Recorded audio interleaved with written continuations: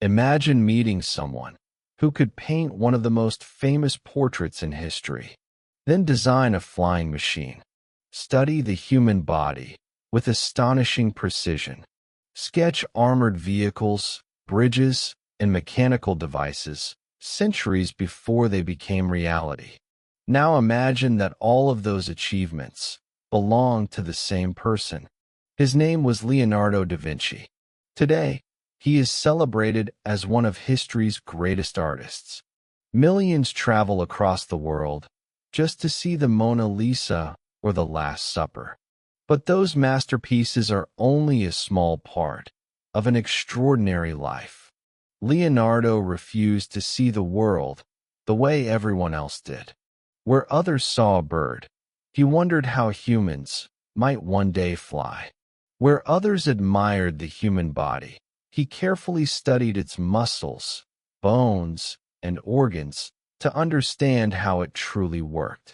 Where others accepted the limits of their age, Leonardo filled notebook after notebook with ideas that seemed impossible in the 15th century, but surprisingly familiar today.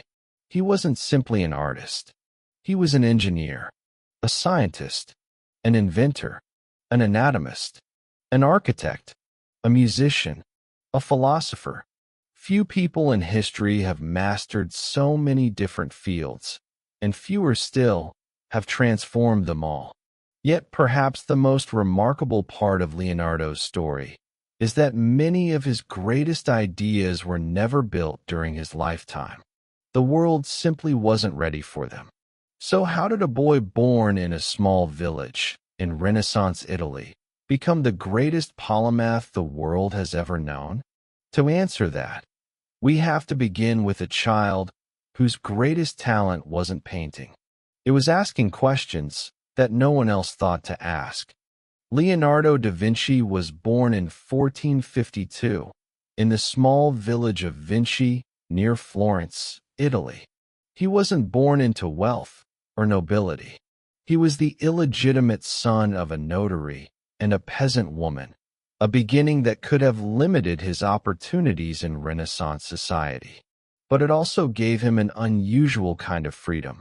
Instead of following a traditional scholarly education, Leonardo spent much of his childhood exploring the countryside. He observed birds in flight, watched water flow through streams, examined plants, rocks, and animals, asking questions about everything he saw. Nature became his first teacher. While others accepted the world as it was, Leonardo wanted to understand why it worked that way. His curiosity caught the attention of those around him, and as a teenager, he was sent to Florence to apprentice under the renowned artist and craftsman Andrea del Verrocchio. It was one of the finest workshops in Italy. There, Leonardo learned far more than painting. He studied sculpture, engineering, architecture, metalworking, mathematics, and mechanics. Every new skill became another piece of a much larger puzzle. But something soon became clear. Leonardo wasn't interested in simply copying what his teachers already knew. He wanted to discover what no one else had seen. And that relentless curiosity would soon transform him from a talented apprentice into one of the greatest artists the world had ever known. As Leonardo's skills grew, so did his reputation. But unlike most artists of his time, Leonardo believed that painting was more than talent. To him, it was a science. Before putting brush to canvas, he studied how light fell across a face, how shadows softened in expression, and how muscles moved beneath the skin. He believed that to paint life, he first had to understand life itself. That approach changed everything. His paintings felt astonishingly real. Faces carried subtle emotions, hands moved naturally, and landscapes seemed to stretch endlessly into the distance. Techniques such as sfumato, blending colors and tones without harsh outlines, gave his work a realism that few artists had ever achieved. Then came two masterpieces that would define his legacy. The Last Supper captured the dramatic moment when Jesus revealed that one of his disciples would betray him. Every gesture, every expression, and every glance helped tell the story without a single spoken word. Years later, Leonardo painted the Mona Lisa. Its mysterious smile has fascinated the world for centuries.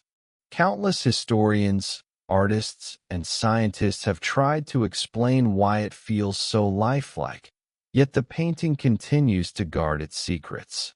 Most artists would have been satisfied, creating masterpieces that inspired generations. Leonardo wasn't. For him, painting was only one way to explore the world. His greatest discoveries were no longer appearing on canvas. They were filling the pages of his notebooks. When Leonardo wasn't painting, he was observing. His notebooks became a record of an endlessly curious mind. He filled thousands of pages with sketches, questions, diagrams, and observations, rarely accepting an explanation without testing it for himself. He studied flowing rivers, swirling smoke, the movement of clouds, and the flight of birds, believing that nature followed patterns waiting to be understood.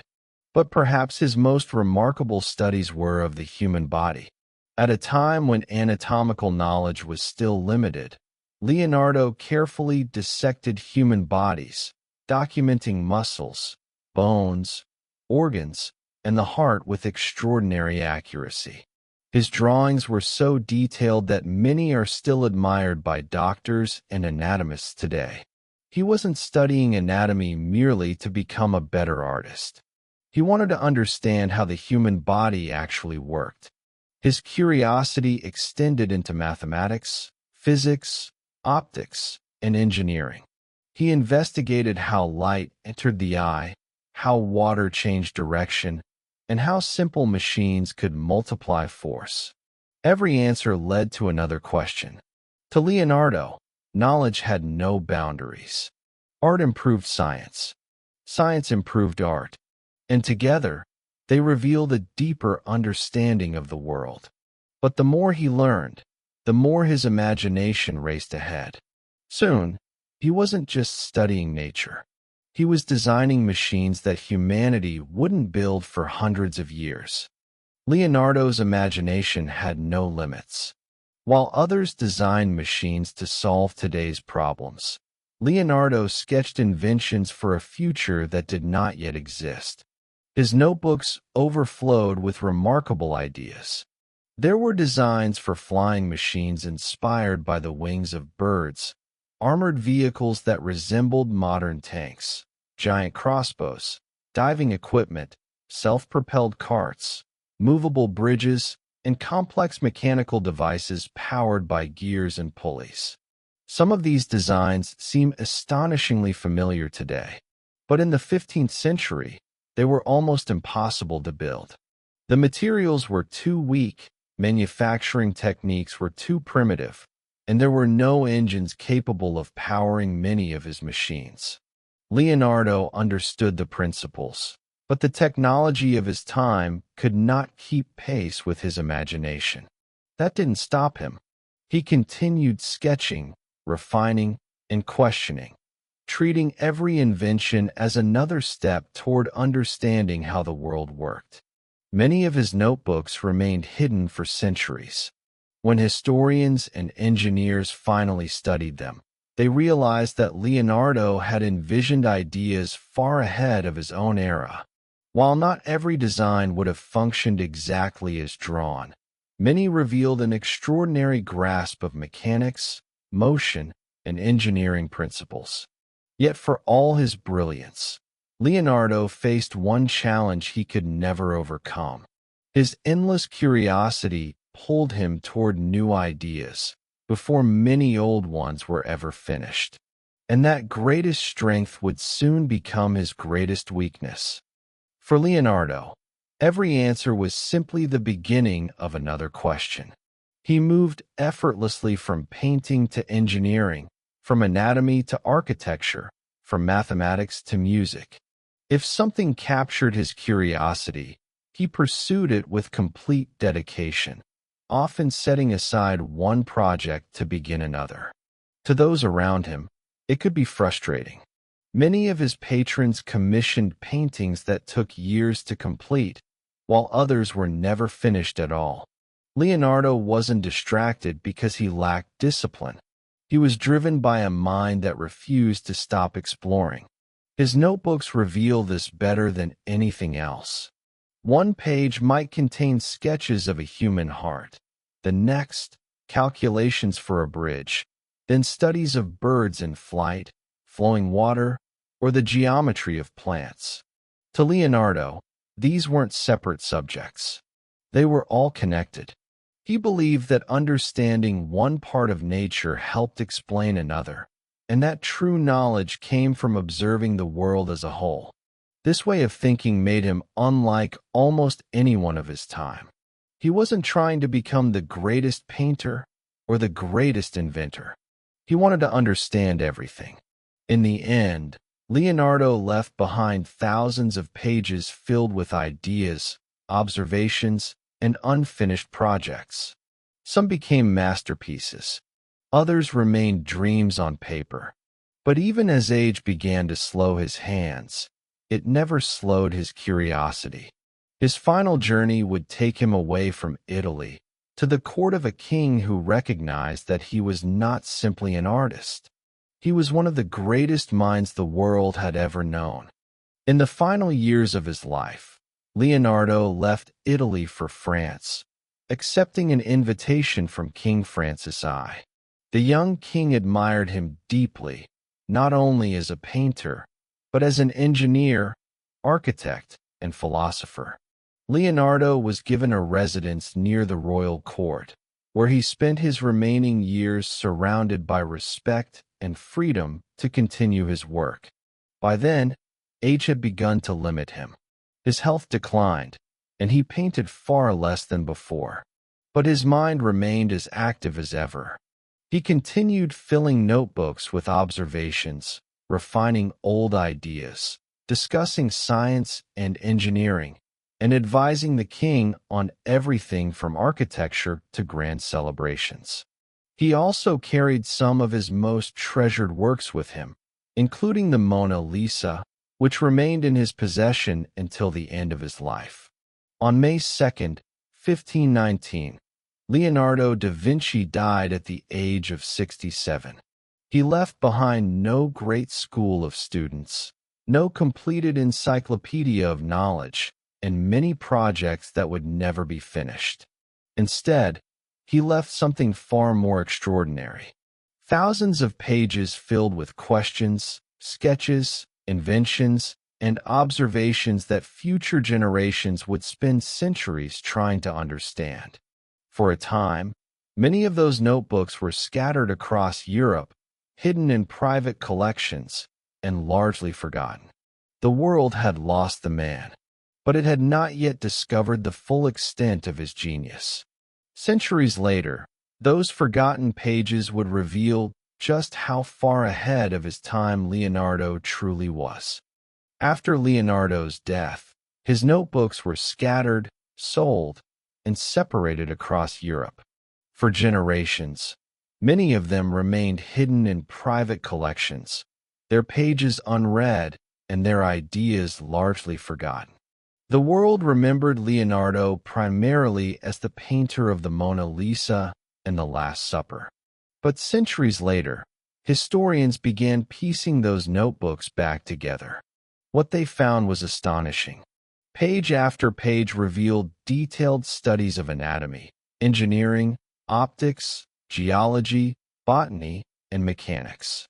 There were designs for flying machines, parachutes, bridges, hydraulic systems, and mechanical devices that seemed centuries ahead of the Renaissance. Modern engineers were amazed by the originality of his thinking. Doctors admired the precision of his anatomical drawings. Artists continued studying his revolutionary techniques.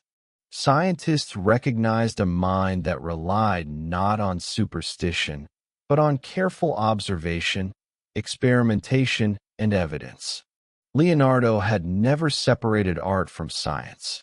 To him, they were simply different ways of understanding the same world. Although many of his inventions were never built during his lifetime, his ideas inspired generations of artists, engineers, architects, and inventors who followed. His influence continued to grow long after his own era had ended. Yet perhaps Leonardo's greatest legacy wasn't a painting, an invention, or a scientific discovery. It was the way he looked at the world, a way of thinking that remains just as powerful today as it was 500 years ago. Leonardo da Vinci painted masterpieces that still captivate millions. He imagined machines, centuries before technology could bring them to life. He studied the human body with a level of precision that astonishes scientists even today. Yet none of those achievements fully explain why he is remembered as one of history's greatest minds. Leonardo's true gift was curiosity. He never accepted easy answers. Every discovery led to another question. Every observation opened another path to explore. While others saw separate subjects, Leonardo saw a single, interconnected world where art, science, engineering, and nature all revealed the same universal truths. Perhaps that is why his work still feels modern. He wasn't limited by the knowledge of his own time. He was guided by a way of thinking that belonged to every age. More than 5 centuries after his death, his paintings continue to inspire artists. His notebooks continue to challenge engineers and scientists. His life continues to remind us that the greatest breakthroughs often begin not with certainty, but with curiosity. Leonardo never claimed to know everything. In fact, the more he learned, the more he realized there was still left to discover. And perhaps that is why history remembers him, not simply as the greatest artist of the Renaissance, but as the man who never stopped asking, why?